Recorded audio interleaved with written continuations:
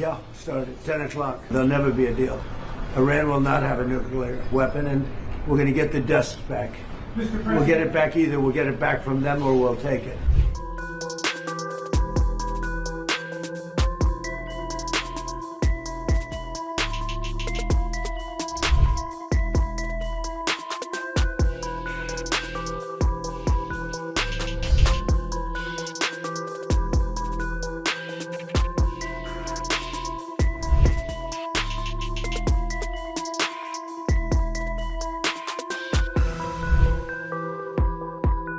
The United States has activated a naval blockade targeting Iranian ports across the Strait of Hormuz, marking a sharp escalation after failed ceasefire talks in Islamabad.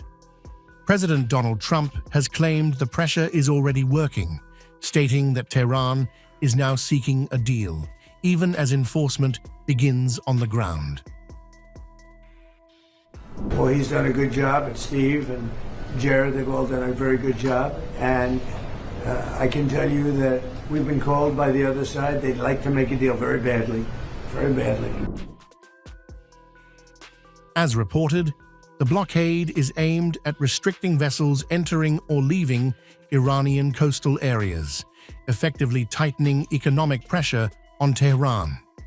The move follows a 21-hour negotiation in Islamabad that ended without agreement, with Iran rejecting key demands related to its nuclear program and control over strategic maritime routes.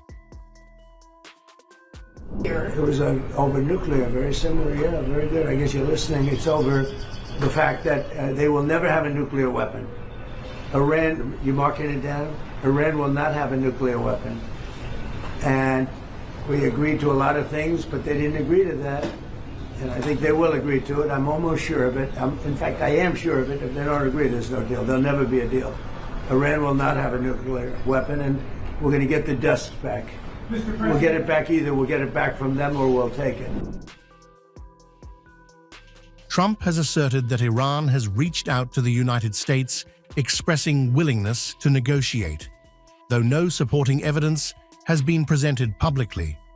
The dual signal is clear: maximum pressure through blockade, alongside an open door for diplomacy, shaping a high-stakes moment in the ongoing conflict. Maybe everything. I mean, both of those things, certainly, and more. We can't let a country blackmail or extort the world, because that's what they're doing. They're really blackmailing the world. We're not going to let that happen. And you know, the amazing thing is, we don't, can you believe this? We don't use the Strait. We don't need the Strait. We have our own oil and gas, much more than we need. We have more oil and gas than Saudi Arabia. Think of this. We produce more. Saudi Arabia, and add Russia to it. Substantially more. And by next year, we'll have double that amount. So we don't need it, but the world needs it. And many ships are heading to our country right now as we speak to load up with the best. Really, I guess you could say, somebody said the best and sweetest. I don't know exactly what sweet is, but when it relates to oil, it's a good thing. But they're coming to our country right now. There are many boats coming to our country. Now, it could very well be this is going to be settled before that. We've been called this morning by the right people, the appropriate people, and they want to work a deal. They would like to work a deal. On the ground in Tehran, the response has been visibly defiant. Thousands of Iranians have rallied against the blockade, as reported, dismissing U.S. threats as empty and accusing Washington of engaging in what they describe as piracy in the Strait of Hormuz.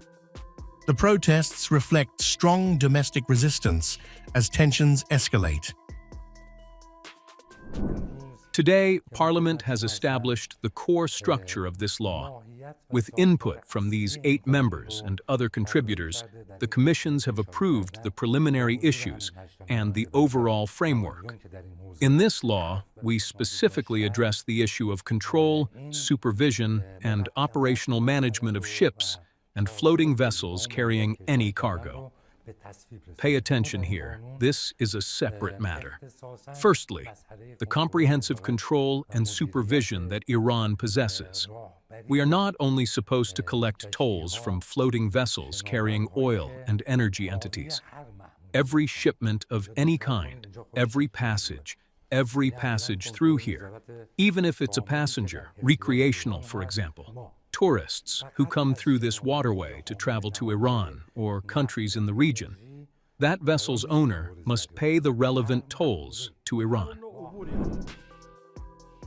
The blockade now sets the stage for a prolonged standoff, combining economic pressure with rising geopolitical tension.